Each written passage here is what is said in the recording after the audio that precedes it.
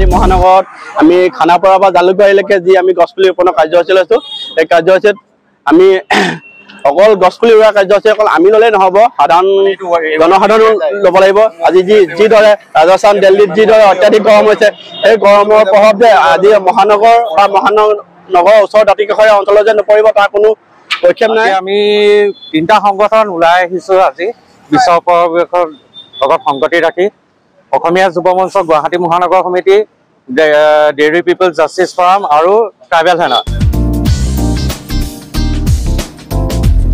অসমীয়া মহিলা মঞ্চৰ গুৱাহাটীৰ সম্পাদিকা আজি আমি বিশ্ব পৰিৱেশ দিৱস উপলক্ষে অসমীয়া যুৱ মঞ্চ ট্ৰাইবেল সেনা ডেইৰী জাষ্টিছ ফৰামে বৃক্ষৰোপণ কাৰ্যসূচী হাতত লৈছোঁ। আমি খানাপাৰাৰ পৰা জালুকবাৰীলৈকে 1000 জোপা গছ ৰোৱাৰ সিদ্ধান্ত লৈছোঁ। আশা কৰোঁ সকলোৱে আপোনালোকে গছ ৰোৱাক এজোপাকে হ'লেও থাকে।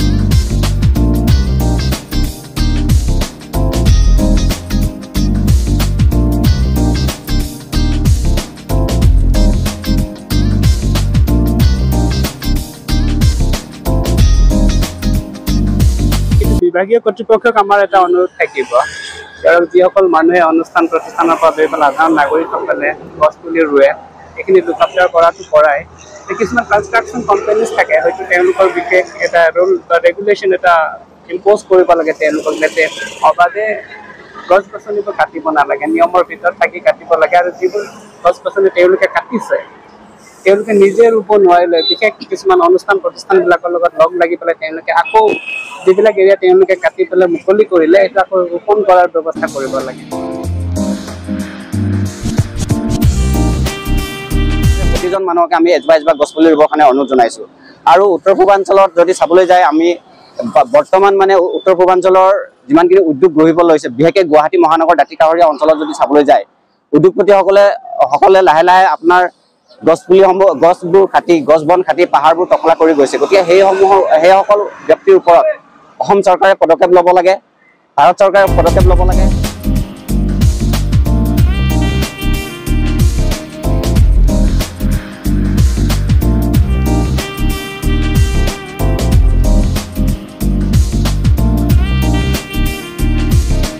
আৰু যদি এইদৰে আমি গছ গছনিবোৰ কাটি যদি এফালৰ পৰা কাটি গৈ থাকোঁ আৰু যদি ৰুবলৈ কোনো নাথাকে মহানগৰীত মানুহ থাকিব নোৱাৰা হ'ব এটা সময়ত। আজি দুদিনমান আগত আমি দেখিবলৈ পাইছোঁ মহানগৰীত 41-42 ডিগ্ৰী গৰম অত্যাধিক গৰম পাইছে আৰু গছ থাকিলে যে মানুহ থাকিব এনেকুৱা ধৰণৰ কথা আমি মুখত অকল কৈয়ে থাকোঁ কিন্তু আমি হাতে কামে নালাগো। আজি আমি ইয়াত 3টা সংগঠনে মিলি যি 1000 গছপুলি ৰোপণৰ কাৰ্যসূচী লৈ অকল আমি এতিয়া গছপুলিখিনি ৰুই থৈ আজি গুচি গ'লেও নহ'ব আৰু ইয়াৰ আমি দায়িত্বও পালন কৰিব লাগিব।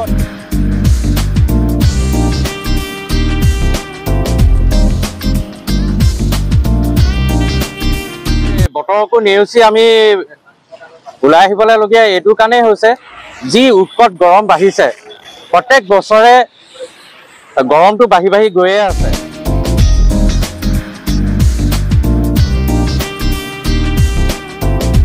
গুৱাহাটীত বহুত মানে গৰম অনুভৱ কৰি আছোঁ আজি দিনত বিশেষকৈ যিদৰে আমাৰ বৃষ্টিপাত হ'ব লাগিছিলে বৰষুণ হ'ব লাগিছিলে কিন্তু অসমত তেনেকুৱা বৰষুণ হোৱা নাই আৰু বতৰ বিজ্ঞানৰ পৰা আমি গম পাইছোঁ উত্তৰ পূৰ্বাঞ্চলত আগতে যিমান বৰষুণ দিছিলে কিন্তু তুলনামূলকভাৱে সেই বৰষুণৰ মাত্ৰা দিনক দিনে কমি গৈ আছে আৰু আমাৰ পৃথিৱীৰ বা গোলকীয় উষ্ণতা দিনক দিনে বৃদ্ধি পাই গৈছে আৰু ইয়াৰ একমাত্ৰ আমাৰ উপায় হৈছে আমি গছ ৰোপণ কৰিব লাগিব, আমি বৃক্ষ ৰোপণ কৰিব লাগিব আৰু গছ লালন পালন কৰিব লাগিব।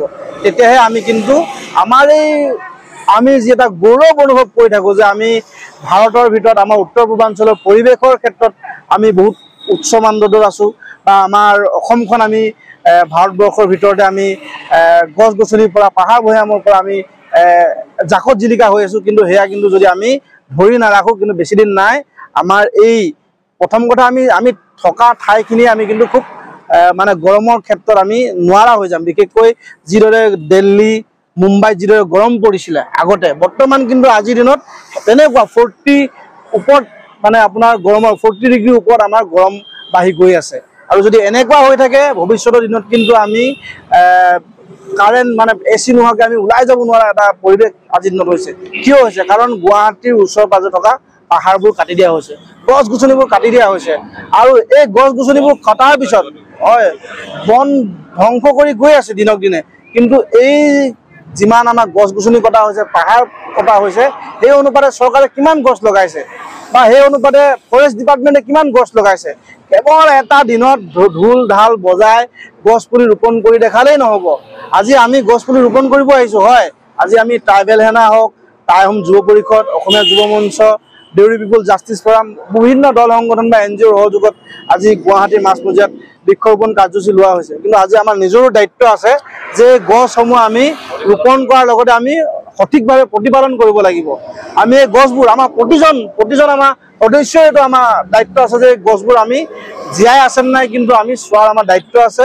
অন্ততঃ আমি নোৱাৰিলেও মাহেকত এটা দিন আহি আমি সময় দিবহি লাগিব। এই যি আমি 1000 গছ পুলি ৰোৱা হৈছে, যি আমাৰ পৰিকল্পনা আজি হৈছে খানাপাৰাৰ পৰা জালুকবাৰীলৈ আজি 1000 গছ পুলি ৰোৱাৰ পৰিকল্পনা হৈছে। এই গছ পুলিসমূহ আমি লালন পালন কৰিব লাগিব।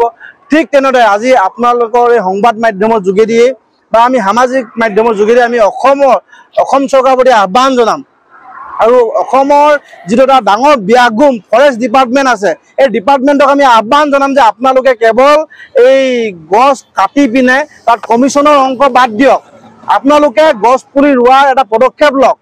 বিশেষকৈ আমি জনাম যে আপোনালোকে যিদৰে গুৱাহাটীৰ ওচৰে পাজৰে গছ কাটিছে বা নেশ্যনেল হাইৱে বনোৱাৰ নামত গছ কাটিছে, আমি ঠিক আছে উন্নতি লাগিব, কিন্তু তাৰ অনুপাতে আপোনালোকৰ ডিপাৰ্টমেণ্টে কিন্তু কিমান গছ পুলি ৰুইছে। এদিন এনে ঢোল ঢাল বজাই গছ পুলি ৰুই দেখালে নহ'ব, আপোনালোকে কৰণীয় আছে, কাম কৰিব লাগিব। আৰু আমি বিচাৰিম চাওক আপোনালোকে কি কৰি গৈছে তাৰ উত্তৰ কিন্তু ৰাইজে দি আছে আৰু অনাগত দিনত আৰু উত্তৰ দিব যদি আপোনালোকে কাম নকৰে। সেয়ে বা পুনৰবাৰ কৈছোঁ যে আপোনালোকে কাম কৰি দেখাওক। আৰু বিশেষকৈ গছ পুলি যিদৰে আমি দল সংগঠনে যিদৰে আগবাঢ়ি আহিছোঁ, সেয়া কিন্তু চৰকাৰৰ এটা সৎ ভাৱ লাগিব, সৎ ইচ্ছা এটা লাগিব। আমি বিচাৰিম যে আপোনালোকৰ সুবুদ্ধি উদয় হওক। এয়াই কৈ মই মোৰ চমু বক্তব্য সামৰণি মাৰিছোঁ। ধন্যবাদ। জয় আই অসম।